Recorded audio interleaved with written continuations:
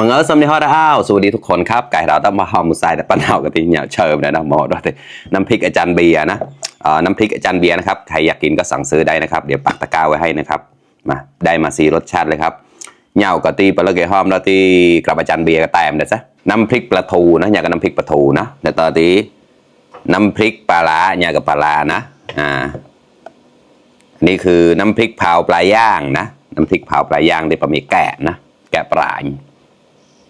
อันนี้คือตาแดงนะครับบ่มันเอาที่ชี้ฮอปเสียงมูชี้มูไซเดี๋ยวเราจะเช่าเขาแบกแล้วก่อนนะยี่ก็มีเชียร์จอมหนึ่งทีก่อนแต่ตะกาเมาก่อนนะอุปากแล้วก่อนนะก่อนหนึ่งเชียร์ก็ให้ไม่จ่ายเนี่ยนะก่อนนับเนียงในนะการนุกแรกกูเชียร์ที่พันเดอร์ไลเดอร์แชร์ก็มูมาต่อเราแต่นะต่อเทคลึงเชียร์กับมูจอนุกละอ๋อยิมาดแล้วปะเอาคอมนะยิมาดแล้วยังดีเลยกละอู้ชิวอตีปอกตาที่ชิวอตีจุดตู้เย็นนะถ้าเปิดแล้วกินไม่หมดก็คือแช่ตู้เย็นไว้นะครับก็กินได้อยู่ครับไม่รู้กินได้กี่เดือนน่าจะนานอยู่นะลาวไม่จำดูหอมอยู่นะหอมเนื้อปลาทูอยู่เลยเจ็บจะมึงแกล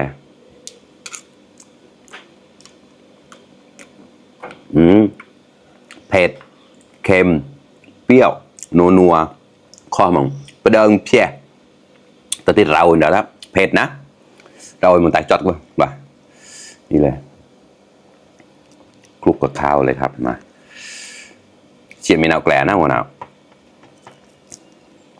ไปคุยกับตาหน่อยแล้วเนี่ยแควเจ็บได้ไหนเหมือนนะฝากกดไลค์กดแชร์ด้วยนะครับมาเนี่ยคลุกข้าวครับหมูกระโปกเลยแต่หมูปืนในแบกเข็ดผ่านนะ2 เข็ดครึ่งครับหรือว่า250 กรัมนะครับถ้า4 กระโปกก็คือ1 กิโลโอ้เก้านะเราเปาสายจีเจ็ดกันมันมีเยอะกว่านี้นะเด็กลายแต่จอดมีรอดเลยพะเก้ากันนะอุจุดแล้วก็ตะกาเมาเชนเมาเขาเปิดแล้วเชี่ยเหมือนกัน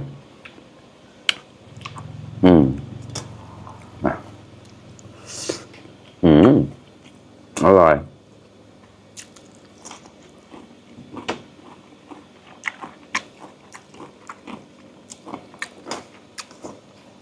เราเหมือนอะไรแล้วขอว่าเลียงลูกเนียงครับ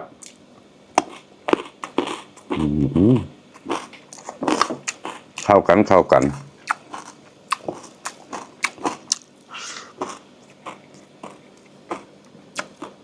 น้ำปลา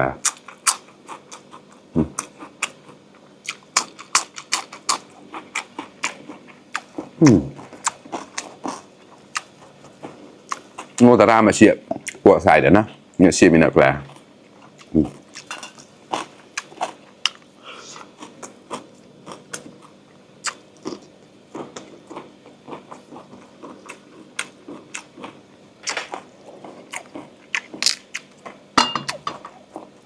ข้อมากันแล้ว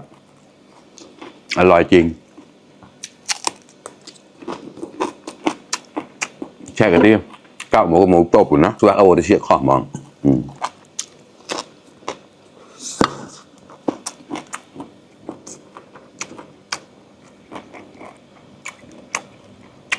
ลูกแก่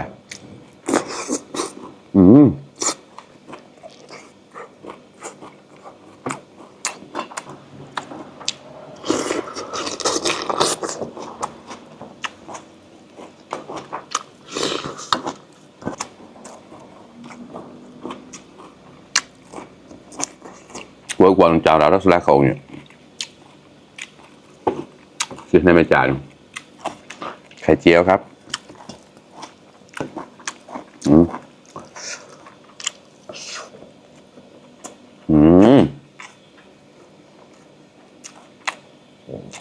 เชื่อให้ไม่จ้านปากนะครับแล้วเข้ากันมากเลยครับกินกับไข่เจียวเนี่ยโอเคเลยอร่อยจริงๆถ้ามีไข่ต้มนี่ยิ่งดีเลยนะมันจะบอกแล้ว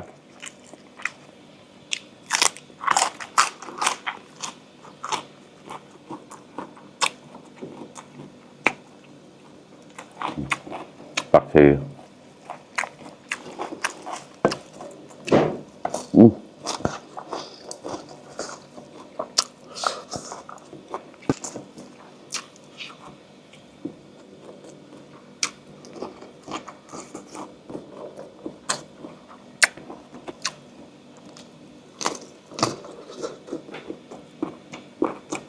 ไม่ต้องห่วงว่าไม่มีปลาทูเนื้อปลาทูเยอะมากเชี่ยวแกกร้านอยู่แล้วนี่เนื้อปลาทูนะครับข้ามาก่อน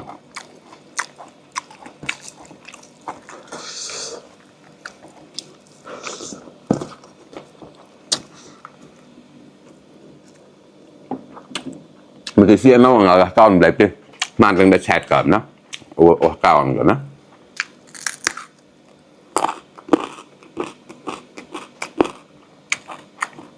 เชื่อแหนมแล้วก็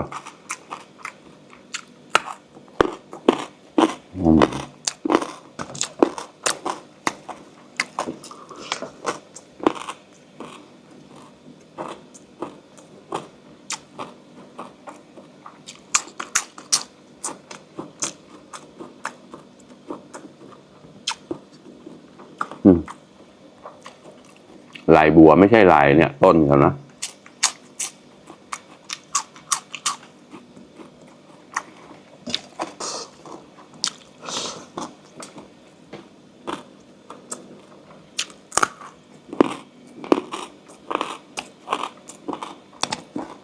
โซ่ตะแคร่เนี่ยนักแคร่น้อยใจเดินกันไม่กล้าเจ็บข้อมากันแล้ว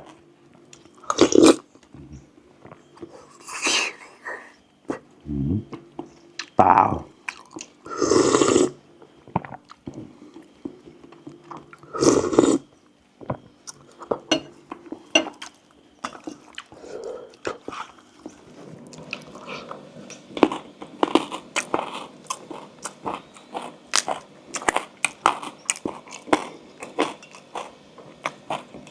ดงนักเหล่าแล้วต่ออีกแก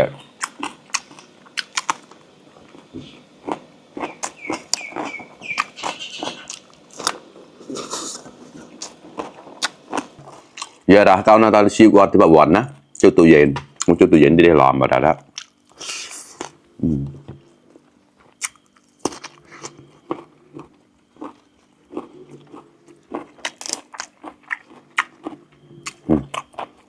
มีก็สิมาฟังตุ้งดูโดดกัน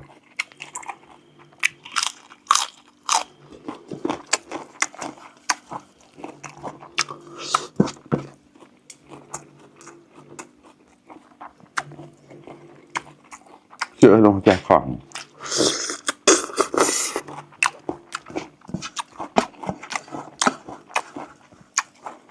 ngồi cầm cái xịa các này bo ăn để cởi nó xịa các này lọt để cởi xịa bạc sắm bè xài đã nha không mà con phần hì làm mà sắp xịa mua về luôn đi mày chạy thế này mày nào gọi cho ta cả sẽ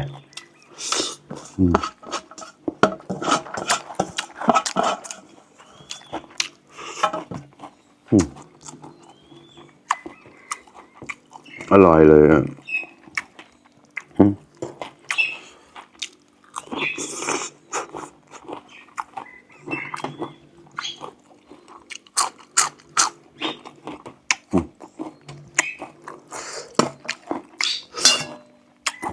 ร่อยมากเพื่อนๆใครที่อยากกินก็สั่งซื้อได้นะครับปักตะกร้าไว้ให้แล้วนะครับ